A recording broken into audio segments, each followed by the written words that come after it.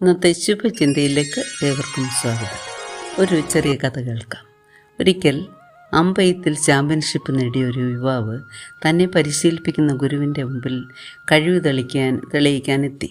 തെല്ലും ഉന്നം പിഴയ്ക്കാതെ പല കുറി അമ്പെയ്ത ശേഷം അയാൾ ഗുരുവിനോട് ചോദിച്ചു, എങ്ങനെയുണ്ട് എൻ്റെ കഴിവ്? ഗുരു അവനെയും കൂട്ടി ഒരു മലയുടെ മുകളിലേക്ക് കയറിപ്പോയി. മലയുടെ മുകളിൽ ചെന്നപ്പോൾ അവിടെ നിന്നും അടുത്ത ഒരു മലയിലേക്ക് കയറുവാൻ ഒരു തടിപ്പാലമുണ്ട്.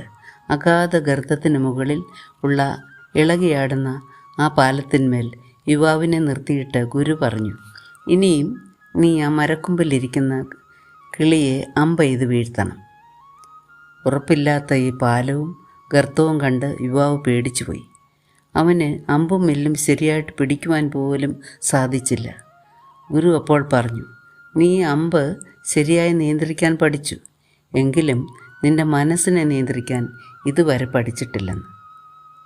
എന്താണ് ഈ ചെറിയ കഥ നമുക്ക് തരുന്ന സന്ദേശം? പരീക്ഷകൾക്ക് വേണ്ടി മാത്രം പഠനം പൂർത്തിയാക്കുകയും സ്വർണ്ണ പതക്കങ്ങൾക്കായി മാത്രം പ്രകടനം നടത്തുകയും ചെയ്യുന്നവർക്ക് ശിക്ഷണത്തിൻ്റെ സമഗ്രത നഷ്ടപ്പെടും. ആസ്വദിച്ച് ചെയ്യുന്നവരും അംഗീകാരത്തിനായി ചെയ്യുന്നവരും ഉണ്ടാവും. താൽക്കാലിക നേട്ടങ്ങളിൽ ആനന്ദം കണ്ടെത്തുന്നവർ അരികു പറ്റി അഭ്യാസം നടത്തി കടന്നു പോകും.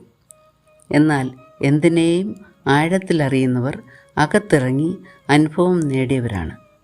അങ്ങനെയുള്ളവർക്ക് പഠിച്ച അറിവിനെ ഏത് സാഹചര്യത്തിലും പ്രയോഗത്തിൽ വരുത്താൻ കഴിയും. വിദ്യാഭ്യാസത്തിൽ മത്സരക്ഷമത മാത്രം പോരാ, കാര്യക്ഷമതയും വേണം.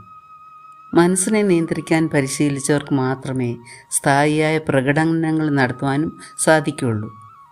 ആർജിച്ചെടുത്തവയെക്കുറിച്ചുള്ള അഹങ്കാരമല്ല, ഇനി നേടേണ്ടതിനെക്കുറിച്ചുള്ള അന്വേഷണമാകണം ഓരോ പരിശീലനവും പുരസ്കാരവും.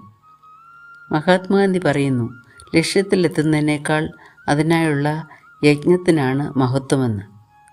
ഈ തത്വം അംഗീകരിച്ചുകൊണ്ട് ജ്ഞാനം സമ്പാദിക്കുവാനും സമചിത്തതയോടെ നാം ആർജിച്ചെടുത്ത ജ്ഞാനം പ്രശ്നപരിഹാരങ്ങൾക്ക് ഉതകത്തക്ക വിധം പ്രയോജനപ്പെടുത്തുവാനുള്ള വിവേകം ജ്ഞാനത്തിൻ്റെ ഉറവിടമായ ദൈവത്തിൽ നിന്ന് പ്രാപിക്കാൻ നമുക്കെല്ലാവർക്കും ഇടയാകട്ടെ എന്ന് പ്രാർത്ഥിച്ചുകൊണ്ട് ഇന്നത്തെ ശുഭചിന്ത നമുക്ക് അവസാനിപ്പിക്കാം.